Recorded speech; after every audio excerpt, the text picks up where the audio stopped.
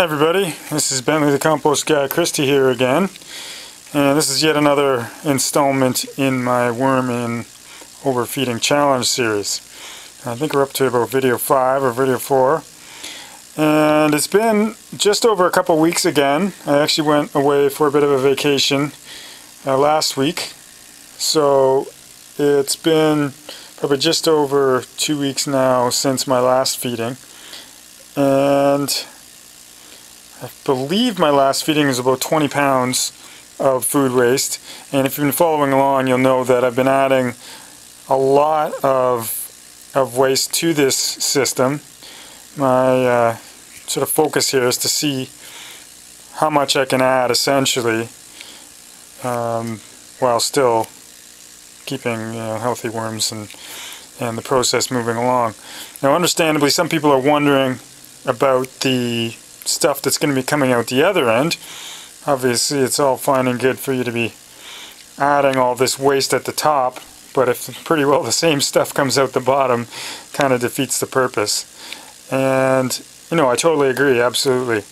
And I'm certainly going to be getting into compost harvesting mode, vermicompost harvesting mode, before too long. We're getting in towards spring now. I guess it's officially spring, but the weather's certainly not like spring out there now. But I'll be gearing up for some gardening quite soon, so I'll probably be wanting some vermicompost. And a big part of my focus and interest in this project is actually to see what we do get out the other end, because it totally defeats the purpose if it's garbage essentially. All right, so today it's nothing really special today. I'm just going to add actually just under 13 pounds of food waste, so somewhat less than last time. And yeah, I'm probably going to dig around a bit here. There's lots of thriving ecosystem in this system right now. This, you may recall last time I started sort of smartening up as far as the type of material I was adding.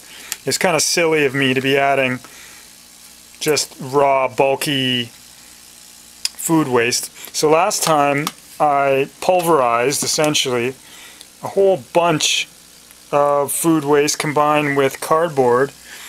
And I'm actually going to be making a video. It's this material that I like to refer to as homemade manure, essentially. And it's just a mix of food waste and shredded cardboard, and it sort of ends up with a somewhat similar consistency to manure. And manure, as I think I mentioned in the last video, is pretty well the ultimate redworm food. So what I've noticed with this stuff is that it's performing incredibly well, and that actually literally reminds me of a horse manure or something like that as I dig through it. But it's loaded with worms. And that's another thing I'm actually really curious about. I didn't start with an awful lot of worms in this system when I just sort of got it started in the fall, and I didn't do much with it until the new year. But back when I first started, I hardly put any worms in here at all, and I wanted to sort of see what the population would do. And now that I'm actually really feeding it, that's a big interest of mine as well. I want to see what sort of densities we can eventually work towards. But yeah, this material up here is just beautiful stuff. It's just loaded with worms. You can see them all through there. And it's, in my mind, this is sort of like the ultimate worm food. It provides structure, and obviously the food value allows some airflow, which is really important, yet it still retains a lot of moisture. This upper zone is still quite nice and moist. So I think the worms are quite happy. There's another ball of it, and you can just see, it's not the clearest picture I know, but they're just right through that material. And I know just by looking at them that the population has increased significantly even since I started up this particular experiment. So yeah, that's basically that. I'm going to attempt to do this one-handed dumping operation again. And you can see it's similar stuff that was already in there. Okay. And with 13 pounds, shouldn't be too much trouble to get it in there, I don't think.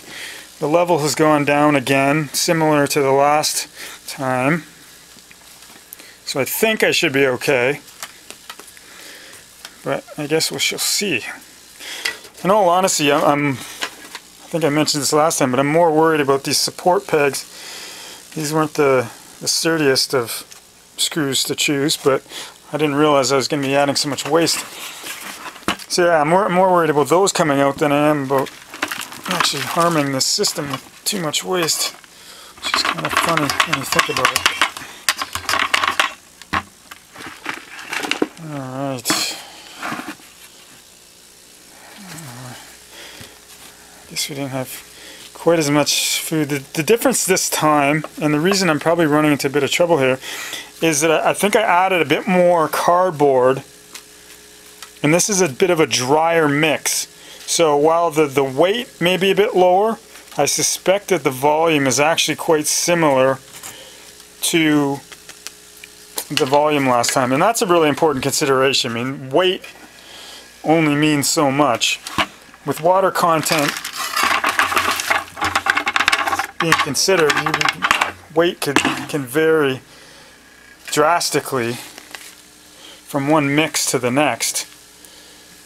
So if your weight is entirely water, oops, you're putting in a bunch of watermelon or something, then that's a whole lot different than adding an equal weight of say manure, for example, just because of the water content. A lot of that water is just going to drain away or evaporate, so you can't really make any kind of a comparison or get too excited about it, the way I see it.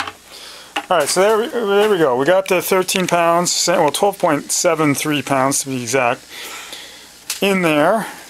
And what's cool, actually, I'm certainly going to talk about this with the homemade manure video I'm going to make, but just a quick mention of the fact that I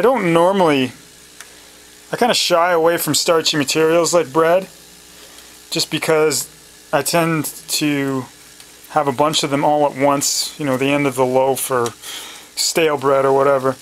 And when you just add them to a system, they tend to sort of get all gooey and anaerobic and kind of sour, and ferment literally, and sort of smell like a brewery, and the worms certainly don't like that. So in general, I don't add much starchy material, but with this new approach, with the pulverizing this material, I'm basically adding everything now. I mean, not meats and oils and whatnot, but some of the stuff that I don't generally add. So lots of bread and just really bulky things, because as I pulverize and mix it, it's obviously breaking down and getting really nicely homogeneous. So yeah, so that's basically it for this video. In upcoming videos, I'm not sure when I'll shoot my next one, but the next video may feature me actually harvesting some compost from this material, because that's obviously an important part of the process as well. Alright, so thanks for tuning in. Once again, this is Bentley, the Compost Guy Christie. And yeah, I'll see you in the next video.